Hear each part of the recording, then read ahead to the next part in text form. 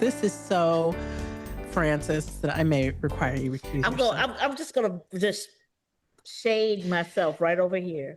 Michigan judge catches woman driving during Zoom court hearing.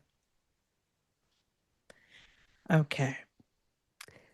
I'm a passenger in a car, the woman insisted, despite appearing to be in the front left-hand side of the vehicle. So she's on Zoom. Everybody can look at her.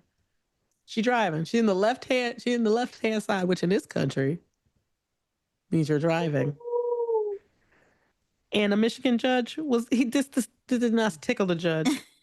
So Kimberly Carroll was appearing before the Woodhaven District Judge Michael K. McNally. He refused to speak to her further about her case after realizing that she was apparently calling in from the driver's seat. So she was on trial for a debt collection company had a case against her involving some, unpaid debt. McNally was heard telling Carroll in the footage, "You cannot be driving, ma'am." The woman responded, "I'm not driving. I'm a passenger in a car." So the judge said, "Believe your live eyes?" The judge said, "Am I crazy, or does it not look like you're driving the car?" Carroll says, "What side of the car?" And then he says, "What side of the car are you on?" She then responded she was on the left-hand side of the vehicle. Left-hand side, I mean, right. And I would have done that too if I couldn't have done 100%, 100%.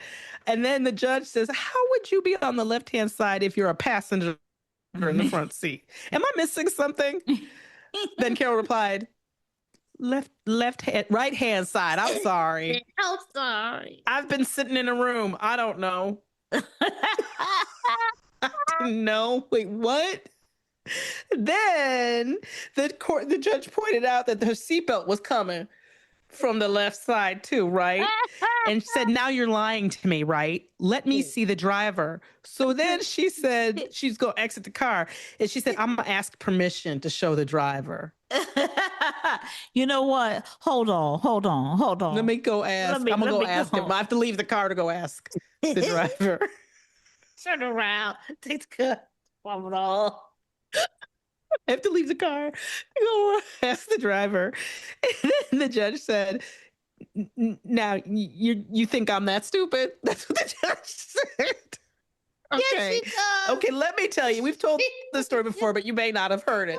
When we did this pilot, one of the upsetting pilots of the many we've done was where we're supposed to be competing in various topics or various things together, right? Just friends competing.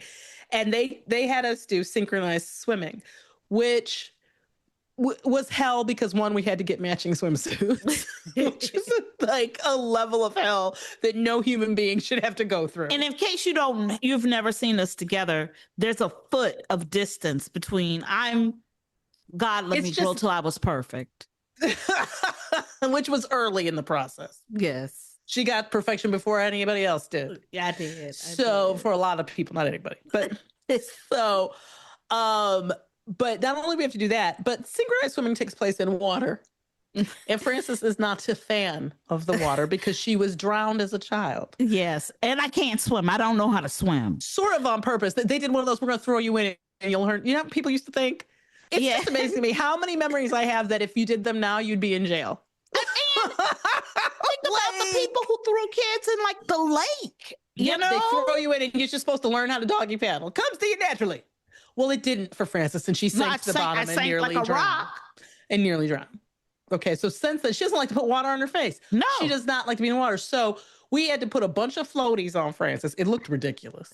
And I tied a rope around her. She did put a rope around me. And I held the rope. And we were in the shallow end. We were in the 3 feet. Okay. They wanted me to let go of the rope. It was still be funny. Rope and floaty time. And I was like, no, I can't let go of this rope. I'm not going to do that to her. Okay. So Frances we were supposed to, the woman they had teaching us synchronized swimming was like an Olympic level synchronized swimmer. She was, yeah. But heartless. She was a mean bitch. Oh, that bitch was mean.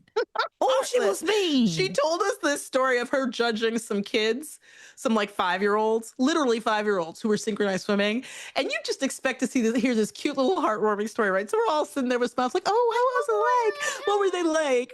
And she went, oh, they were horrible. They were terrible. They couldn't do it at all. I mean, I didn't even want to pick anyone as a winner. It was awful. And we were like, oh. Not at all what you expected to hear. Right. It's because what we filming here is a comedy. It's a comedy. It's a comedy. Frances decides she's just not gonna get her face wet. Right. Yeah. So she's trying to teach us this move where you go down under the water and then you jump out. Yeah. Rise up with your hands over your head, like you're a superhero, and come down like with a pretty little arm motion, right? Well, Frances kept not actually going under the water. So we would go under. And we're supposed to do something called tubbing with our feet and legs. Yeah, you're supposed to be, always. This is the thing. You're always moving, which is also something neither of us excel at. So we go under, and me and the instructor would come up, and Frances would do the hand motion like she just come out of the water, but be perfectly dry. And the woman did not like this. And she kept saying to Frances, you didn't go under. And Frances, sure enough, every time we go like, yes, I did. Yes, I did.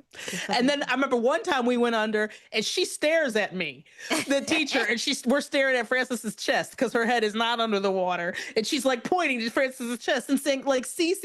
And then we came up and Frances said, no, I did go under. And she looked at me and I was like, I saw her go under. And she'd had it. She'd had it with us. Okay. She hated us. She had it with us. But you're not wet. I said, nope. I dry quick. Black people dry quicker. You said I wick. I wick.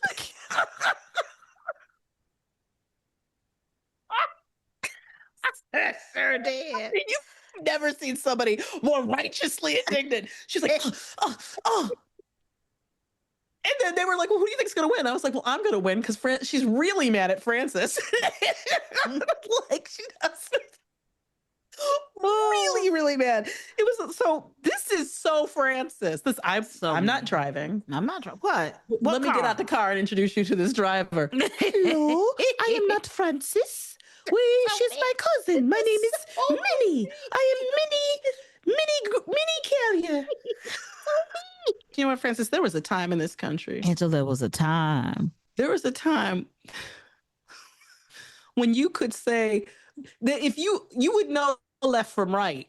Okay, there was a time when that was, even if you had to put the little L up with your left hand, you would know left from right, and you would at least, even though busted, you'd be able to say the correct side of in the car.